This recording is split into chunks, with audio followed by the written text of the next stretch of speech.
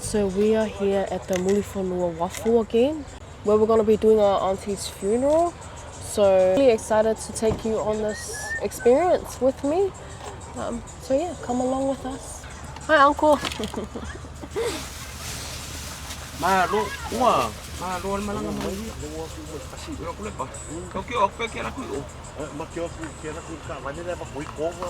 Okay. Hi Oli. Okay guys, so we're gonna have some golden letters come in our car. I think they might be hopping at the back, so yeah. Morning, good morning, good morning, good morning, good morning. Alo.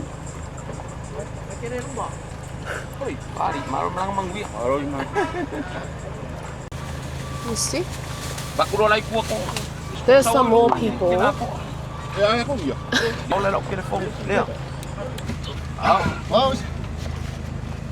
us guys, we are off. We're gonna be following the green bus when it leaves.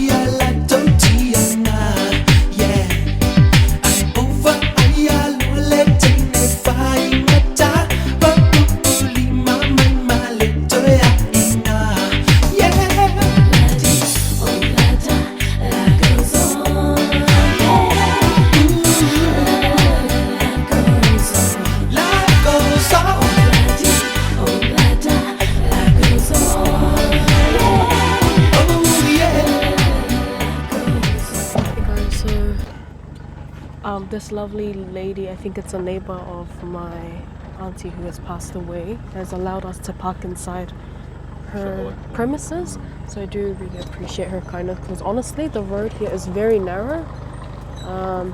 Can't really fit that many cars here, so she's allowed us to park inside. So very grateful.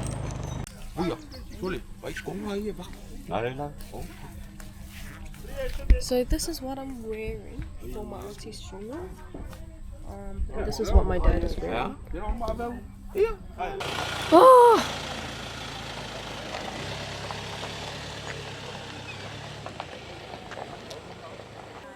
Hello. Mang vi ở Pháp Cây. Em mang vi ở.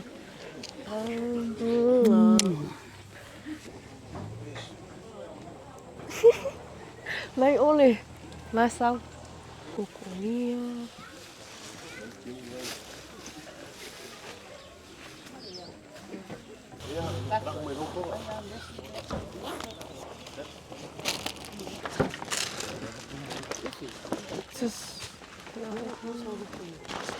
Alright, so I'm holding the gill for my family over there.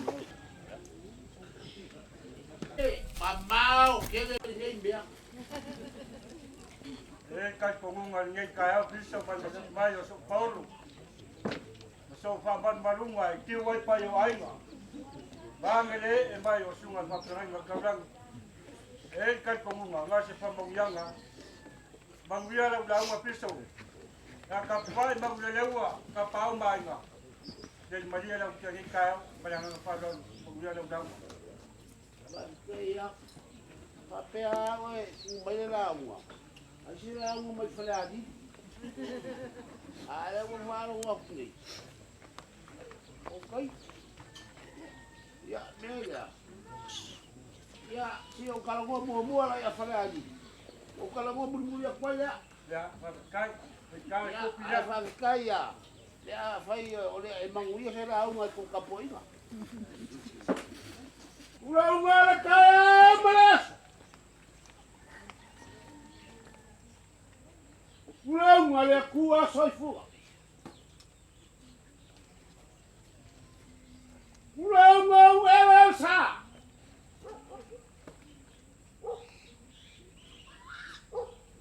Roma, le figlio lo guasa. Fala punga. Ole mamanu lo koko fa. Ole mawalunga ngare kwa iyo lo koko fa.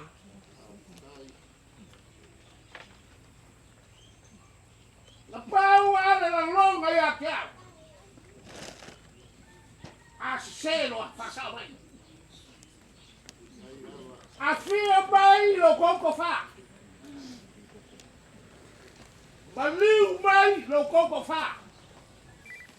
Lama maroko ai ngari polo mangafa. Va kule fia lo koko fa. Bale mamanu lo koko fa.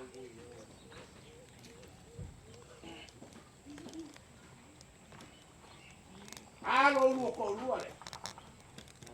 Saleo ma koi kuai mala kawala. Kokole aba.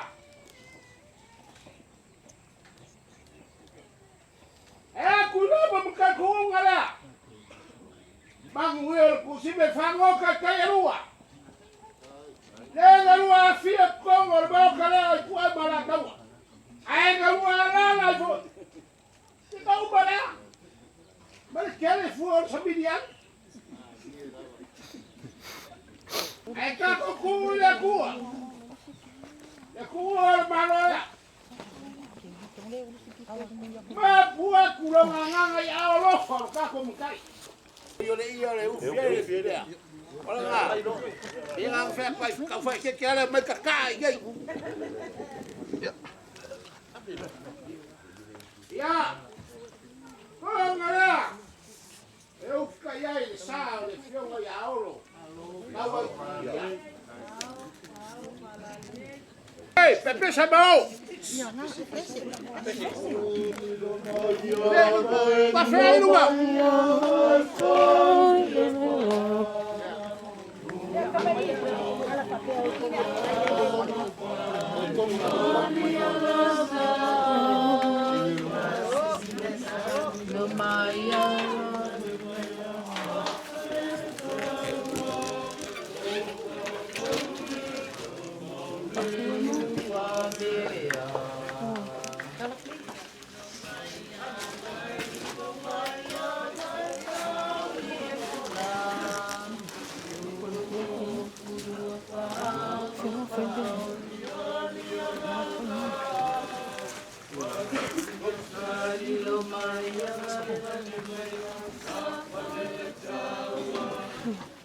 Ja, nee, is het fout meer in. Oké.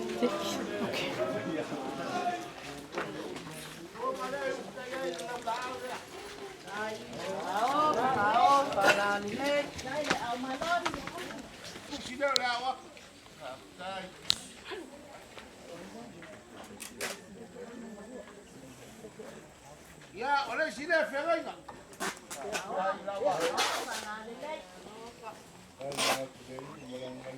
Ya, malang ke kursi dia. Iya, oleh bangole foi fiel, aí foi fiel al com ai, calma yo. Ya. Sang ele o fam sia ya, al polu lava. Ya nga, ya lo ngomong apa di Pak? Ya, Pak. Ya. Fai. Al ko fale lo ko ai nga. Oh.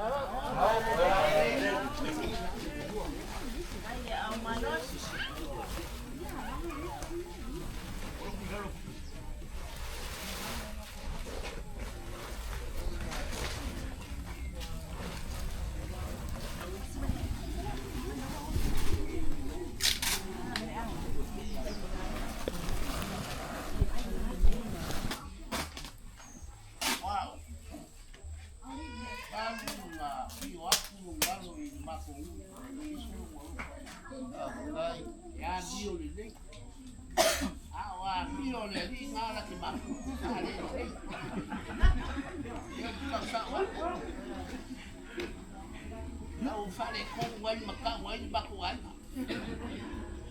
Bela. Jangan panikan maben. Man mat kang asafa.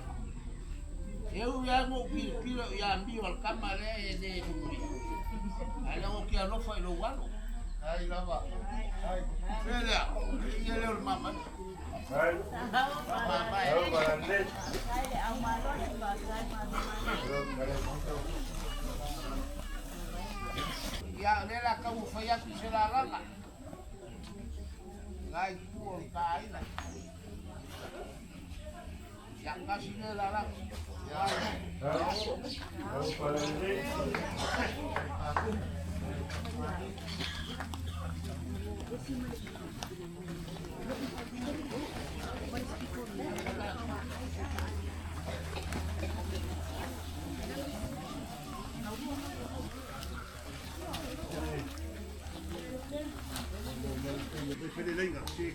Toma.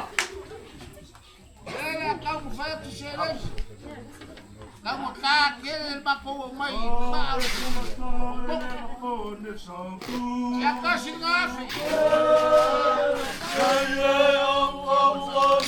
Não vai no pé.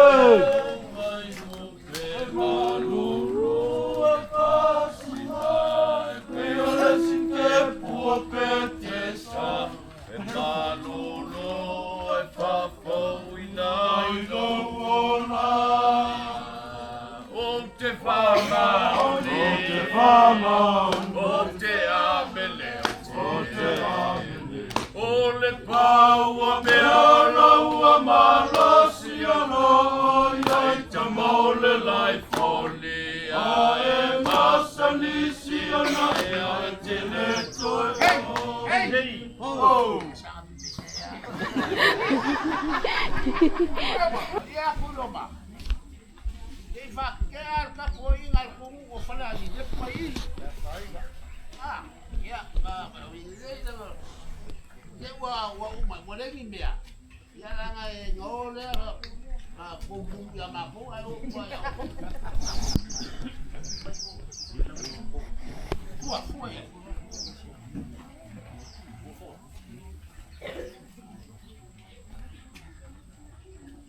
Ya loko ko fa ube membangun le lua ale mau au ele ya kauke ele be ai fale ulam bali ah ya longo ngala ya o ai pe fa penga kumalo akasio fal kumasanga oh bele kasi ngarafu baik ka kama kuwa ya be ai ala jeti awa au mala shirafu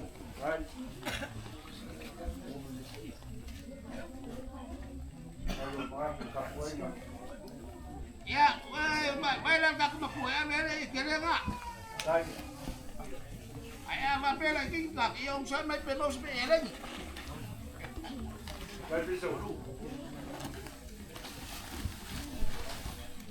Ya vai por aí a Marcela aqui lá. Vai.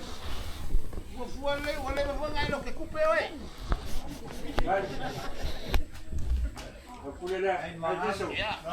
Vai para. Vai para.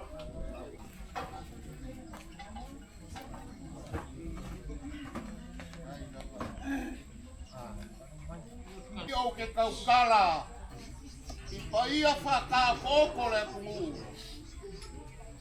mau fapelea wa ilonga le kula fonga le kufu malonga moka wa ilonga le vai mangu lawa la le mamal mai la ia ka ko kuri makai malai ko finga wa Samoa o le akumu wa uma nga kofu kala kau konga ai kala kofu Samoa mai la leo misawa vea po se va wa kafea pa ia malo le aku pa ia Samoa mai anga bua yo mai yo nga kongei mau mangaku lea mai ko ia inga yaso wa mai o Samoa o le afi mupo o le afi po ngiu o le ao mamara kongingi la makonganga Samoa o le fale mala malama o le mafuanga lea o ke le koe kainga ai le pukepe o ke koe sama inga le kamai kai. Sai fili me pule me kou fai mai e sa ma malu le aku. Mafuanga lea i longo e le kapikoa oli. Wai ma mala le kui ngau i o kupu baka mali i o Samoa. Lea wa umba nga e whakalai le kaimi o whango. A seu o se kongi ale seu ma langa kila ma le whapulou i kuari ma. Whambaro whai o le whai mafiso le nei kaiau. O le so ma le whamoe moi. Le whawhikai. A waku sa mako whakalanga. Fiso. O le makau ale nei a inga ma le whafonga. Te walongo whakuila lo si fonga le kaimi. Ele ngaka oe le ko inga le angu. A oe foi o le ko inga e anga malie. Leva foi ngau kilo. Le mongi lava. Ai foi mai le mau. A anga malie le ko inga. Ele anga va. Ya kai no pe mo i fiso e kasiaba. Ya le ko foi o leo kausoma. Ya wa umala ulaunga. Wa umala ulaunga. Si apo baleidi. Ya ki kausi. ya nga kongwa. Ala me kausi ya. Ya. Ka wa uma. Ka ki nga me o konga. Ya. Ole seleni. Ya wa mawa e ana ko falo. Seleni paia. Ya, o mangaku lea. Ole a fa pengar ka si fainga le kaya ni. Ya kuloba. Ya, alo mai. Wa malanga falo. Ya. Ala nga mako usu ba ngai ma fi mai pa uia ma. Mai le. Ko poli le ya ko fila uma ko ba. Anga uma ko ai o wan fa ma sega ka lo palo. Ya, Le a se kai. Ayo ko ta yo sa mai. Ai mo fu ba kai ma ka ya. Fa ma sega ka lo palo ki mo nga ku maro. alo fa kai. E lo so aku le ba le Eso. fa. Te mangaku la le wa kala fe nga le la van por kalambe le ngai kaya. Yo le melia. Alo mai. Ole a ka fa ya ku ngali fu o kai. E fai foi. Ole kiu mali. Ai mali. Kai da lo fa alo. Talia mali nga fa kai. Ya. Ole ko fa ngai le o chei pa fiso. Ya nga ngapi. Ka mari nga. Ya ora ko fale ya, na ko kai ka. Alo pa kai. Kai lo ko malo alo. Kai mi o mabaya.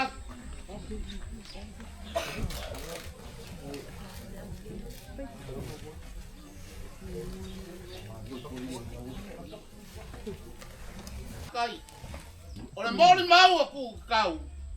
O aso umo nge yo langa. E sivali ai ngā kai mpo e sivali mai asi long kausi. Ai a whai lo le a mawai le ie lea. E le koe oku ka kau ngā kai. Peo le a ngangar ngā. Koe fo ia kula. Ai. Roma. Ya. Kan mai me ang fai mo fia. Ale a ku me aso e kau fikalai le a fakava. Ya. Ya se si asa bo nga ngalo mo mai. E fai pero ven cara ma te misau. Fa fero. Pues foi le yo. Oh. Ya wo ma le me.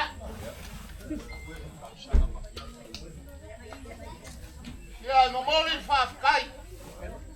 Ya le ko ako ai ka ngu ka ko wainga. A le la wo mori mau a fuelo. Mori ai saole. Ke nga ya.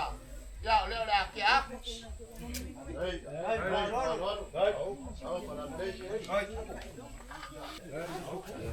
Oh, malam ni.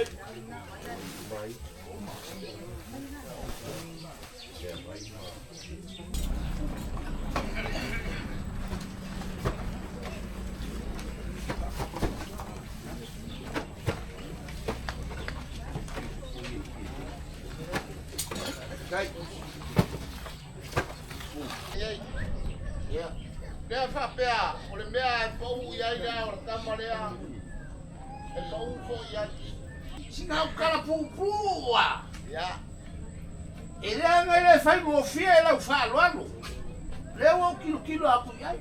Ale o sisila ku pa o palauri. E va pe fo ko filau. Ke ni le ga iba ya no malo ho kai. Mo ila. Ela. Fanga o kokon. Singa kau fau o se mual malama. Mo. Le be ku. Fe o ya ku fa yo mo. Le fio ku ama ka me ngau. Siu ku. Ya. Fe. Yumu. Fe kam salaya bakala pa. Ko fu mal malai kwa. Ya, siu. Fe. Fe ka ngoma lo fa fang ka pe ya wo lu me kwa. Ya saula ya. O fe. Saula ya fiso. Le be ku. Ya.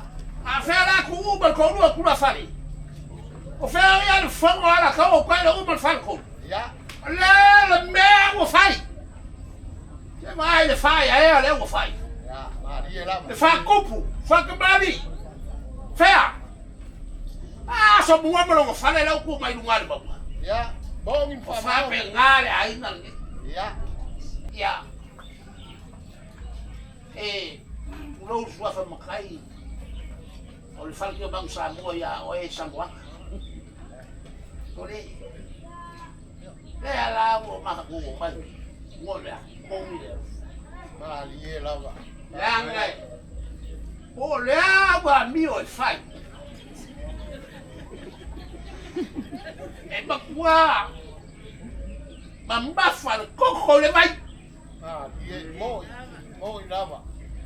E mamba fa bolo koko le mai. Mo ila ba. Lera. Fai serba, fica calo le ko fai. Ai. Ai. Fai serba, fica calo le ko aqui. Ai lo fo. Lo fa. Te vai. Te vai la ku polo ko mai kai, ai ma le di mai lo ke konga. Ai, no di ba fai me. Dia la ba. Bai. Ku no ba. Ya. Ko Sawia ba la di ya. farol. Sawia la ya. Mo di farol. Ya. Ma lo fa. Kai. Me ko ba sa fi. Ulaba. Ya. Dale Kenya. Angala wo aku polo kai dia fa me fai be polo. Ya. Le fele ka fa ma ba. Afrika kere la ba.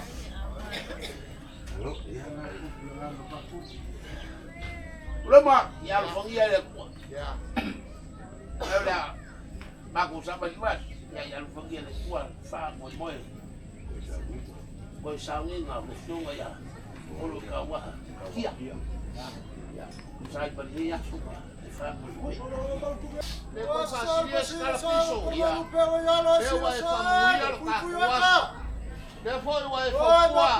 Sa inga fa kama. Kala inga ya ku. Kau inga ya nga.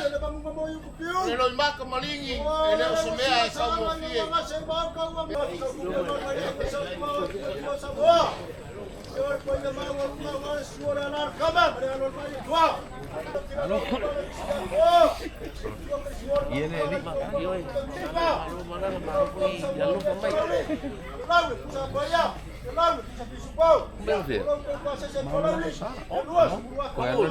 Ele sa o wal ko sa.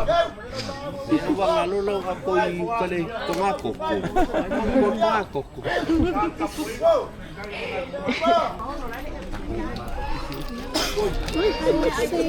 Hi. Tolly. Hi, fun. Good to see you. Yeah, you too. Tolly.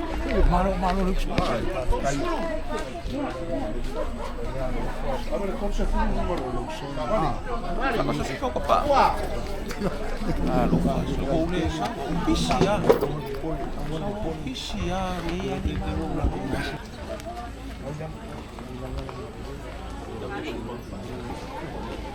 When are you guys going back? Oh, oi koe anu. Aso sa. Oi, oh, ay pala ko. E umiele koe ala.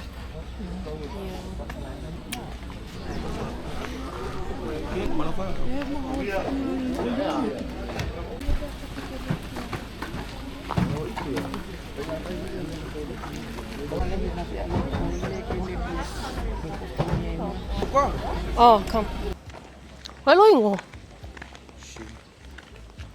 Oh, so this is Shane. Holy moly. Thank you. Yeah, they're being so nice to us for the kapa. So, thank you.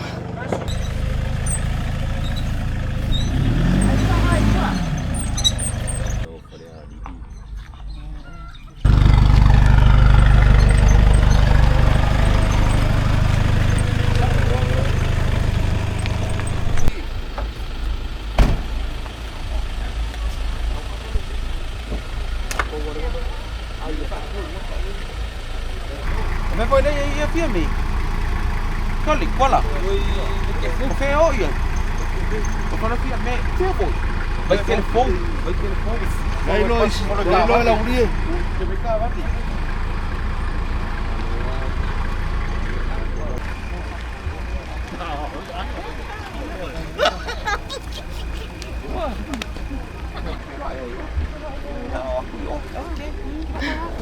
Eu le ko la sa.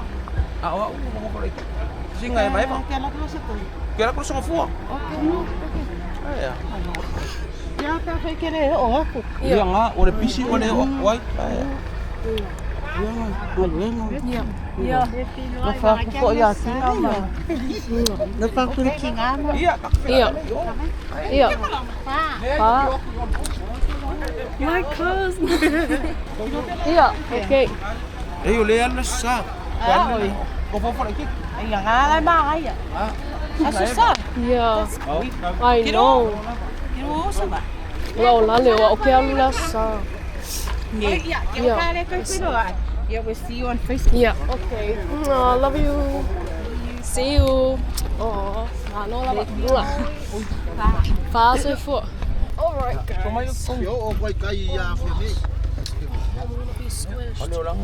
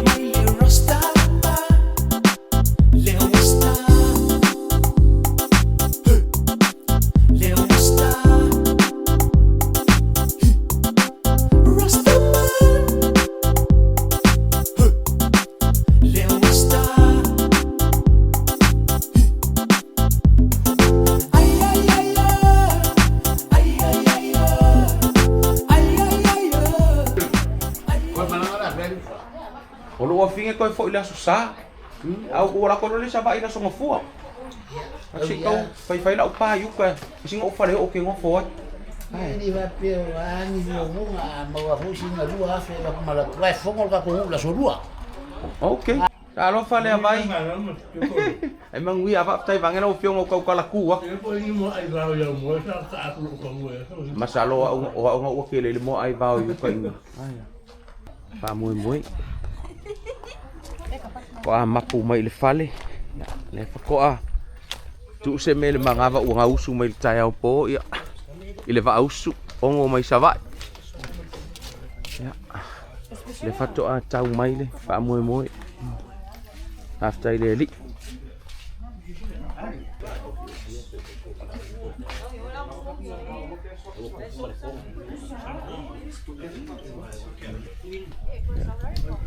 Fuck.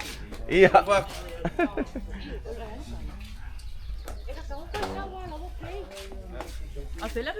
A fare casi e questa vuole passi di capo.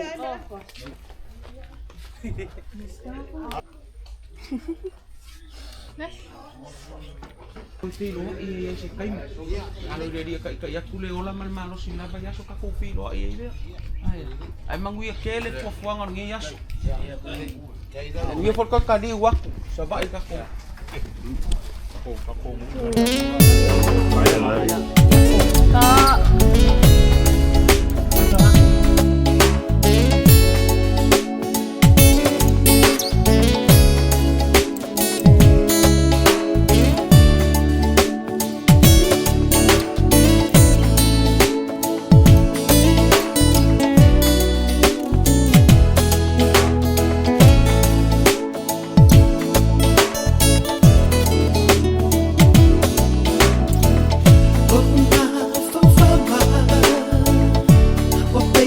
seata na iyo folinga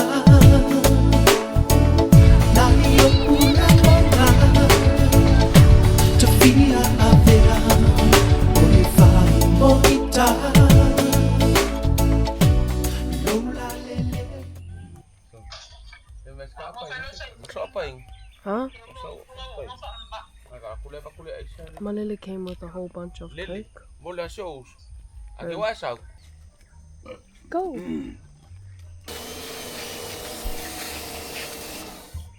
Mainda kami sa pakakapit. Ioi. Kaya nga sa Sa oso. Pero fulor ka ba? Ngala. Ko mga yan mamay me. Kawiya wala mga. Hey guys, so that is the end of our episode 6. I hope you enjoyed that video. I will see you tomorrow on episode 7 if God willing. God bless you all. Thank you so much for watching. Until then, tofa soifua.